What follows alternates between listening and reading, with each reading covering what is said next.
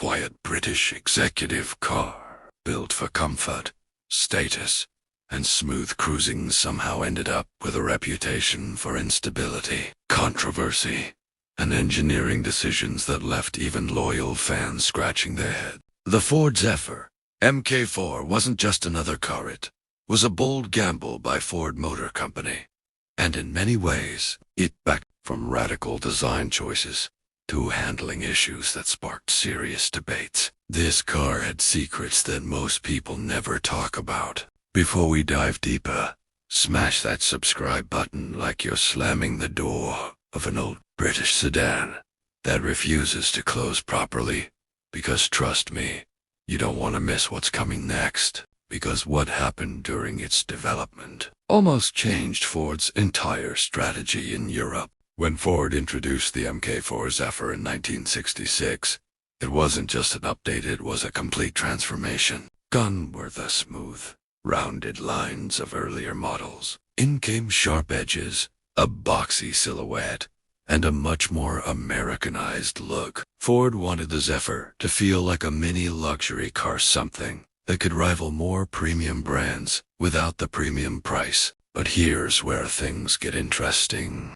The design wasn't just bold, it was rushed. Ford was under pressure to modernize quickly, and that urgency led to engineers had to work within tight deadlines, and some decisions were made before proper long-term testing could even happen. And this rush would later come back to haunt them in ways no one expected, because what looked good on the outside was hiding something far more troubling underneath. On paper, the MK4 Zephyr sounded impressive. It featured independent rear suspension, a big deal at the time. But it created one of the car's biggest weaknesses. Drivers began noticing something strange. At higher speeds, the car felt unstable. The rear end had a tendency to behave unpredictably, especially when cornering hard. Some even described it as nervous or floaty. And that's not exactly what you want from a car designed for executives.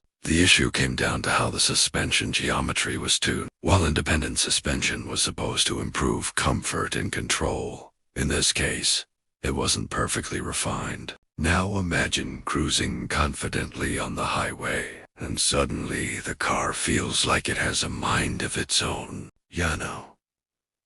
Thank you. But here's the twist. This wasn't just a minor complaint. It became a reputation problem, and that reputation would spread faster than Ford could fix it. But the handling issues were only the beginning of a deeper problem with this car's identity. The MK4 Zephyr had a serious identity crisis. Was it a luxury car? Or was it just a dressed-up family sedan? Ford tried to position it as an affordable executive vehicle. It came with features like wood trim, comfortable seating, and a more upscale interior compared to typical cars of the time. But when compared to true luxury rivals, it fell short. And when compared to cheaper cars, it felt overpriced. So it ended up in this awkward middle ground where it didn't fully satisfy either group. It's like showing up to a formal event wearing half a suit and half gym clothes. People don't know whether to compliment you or ask what went wrong. And buyers noticed. Sales didn't completely collapse, but they didn't hit the heights Ford was hoping for either. And just when Ford thought things couldn't get more complicated, the badge itself started causing confusion. Here's something a lot of people don't realize. The Zephyr MK4 wasn't alone, it had a sibling called the Zodiac. The Ford Zodiac MK4 was essentially a more premium version of the Zephyr with extra features and a higher price tag. But instead of helping customers choose, it confused them.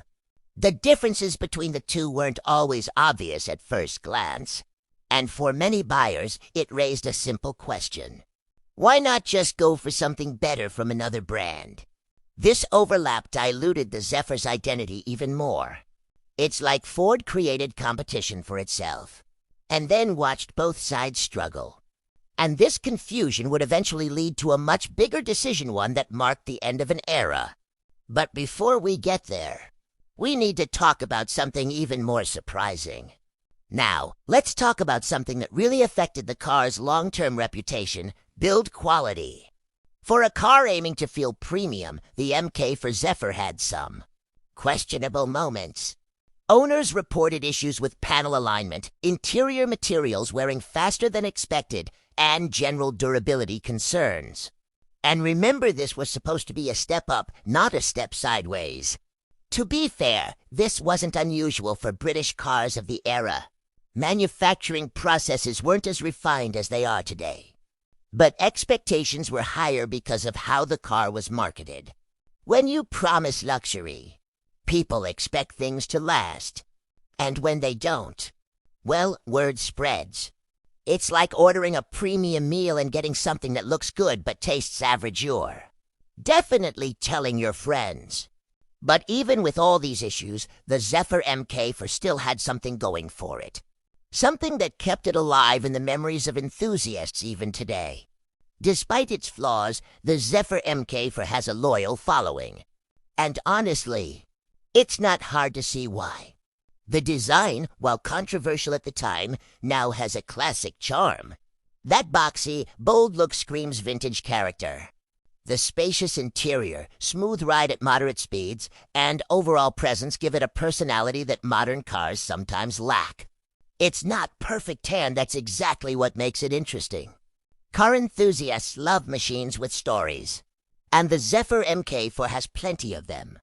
It's a car that tried to do something ambitious and didn't quite get everything right. But in doing so, it became unforgettable.